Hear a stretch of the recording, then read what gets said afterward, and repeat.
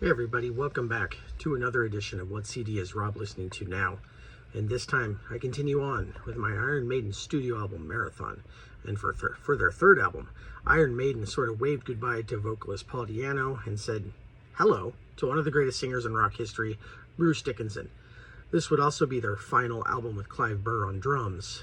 The Number of Beasts was a huge album and a major commercial success for the band.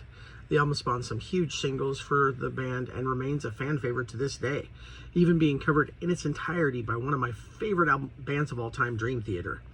The feel of this album is much proggier than the previous two and has more killer vocal hooks than one could probably shake a stick at.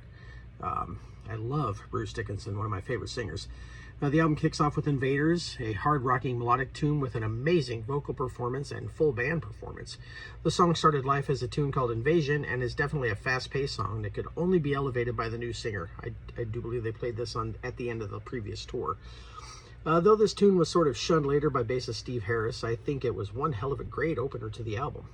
Children of the Damned, inspired by Black Sabbath's Children of the Sea, is another track that is both heavy and melodic with another beautiful vocal performance to bring the track in, and some of the best bass work on the album, an absolutely blistering guitar solo. This song starts out as a bit of a slower paced rocker before picking up into a killer hard rock tune. This album just gets better with each track. There's so much growth in the album, and clearly the band is settling into the sort of prog metal sound that would continue to dominate their later albums. The next track, The Prisoner, starts off with some dialogue from a British TV show of the same name.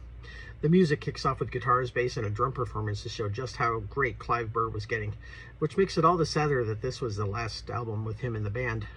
However, the next guy would turn out to be one of the greats, but more on that later. Once again, this tune is a melodic hard rocker with some very melodic and wonderful sounding vocals, and the vocal melody on the chorus is one of my favorite performances on this album. Adding Bruce to the band was such a great decision, and by this track I'm thinking that many of Paul's bigger fans have sort of moved on. This is such a great tune. Charlotte the Harlot turns up again on the next track, 22 Acacia Avenue. This tune starts with a guitar riff backed up by some bass and drums that sort of punch in. This tune was written years earlier when Adrian Smith was in a different band, and Iron Maiden brought it back for the metal and melodic tune with blistering guitars, a killer vocal performance, and another absolute metal classic, and one that never lets up.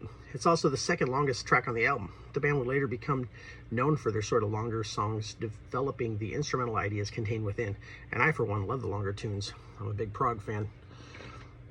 The title track is up next, inspired by a dream that Steve Harris had.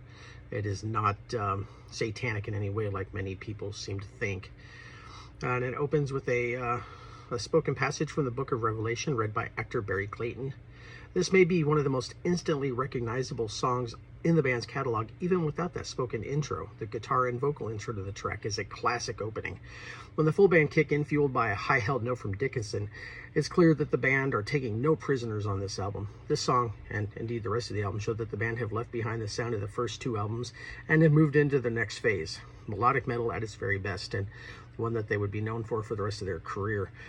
The next track, Run to the Hills, is another absolute classic from the band. It's the album's highest charting single, and it kicks off with drums before the rhythmic guitar and bass line and vocals join in on the fun. This tune is another melodic hard rocker with some of the best vocals on the album, with the melodic harmonies of the chorus section. I just love that part. Anyway, another absolute classic Maiden tune. Gangland is the sort of forgotten song on this album, and to me it's certainly my least favorite, though it's still a great song. It's just not quite as pleasing as the rest of the album. The bass performance is amazing and the rest of the band sound great, but it doesn't quite have that melodic rocking element that the rest of the album seems to thrive upon. This one has more of a feel from the first two albums, but still, great track. The album closes with the longest tune on the album, a hard-rocking melodic prog rocker called Hallowed Be Thy Name. This tune is everything that I love about Iron Maiden: blistering guitars, a fantastic bass performance, pounding drums, and the melody in the vocal department in spades. This is a great tune with a hell of a performance turned in by the entire band and one hell of a cool instrumental section. This was a great way to end the album, and one of my top 5 favorite Iron Maiden discs. And even Eddie looks like he's having a hell of a lot of fun hanging there with Satan. Although this would seem to suggest that Eddie could take Satan. He probably could. Eddie kicks all sorts of ass. This is not my favorite Iron Maiden album, but it definitely finishes in the top 5. And it's also the album that introduced me to the band. Though I knew some of the stuff from them, I wasn't really a huge fan until I got the Dream Theater album, where they covered this entire album from the Yitzhak Jams record label. So yeah, that's where I was introduced to the band, and I put this on, and though Dream Theater did a hell of a great job covering it, this is an absolute classic, and I was glad to be introduced to them properly. Like I said, I had heard tunes from them before the title track here, Run to the Hills. I knew parts of Brave New World, I think, at that point, but this is the album that really got me into the band. And I don't know what album got you into the band. Let me know in the comments. But until next time, when I continue with, I believe, Peace of Mind, doodles.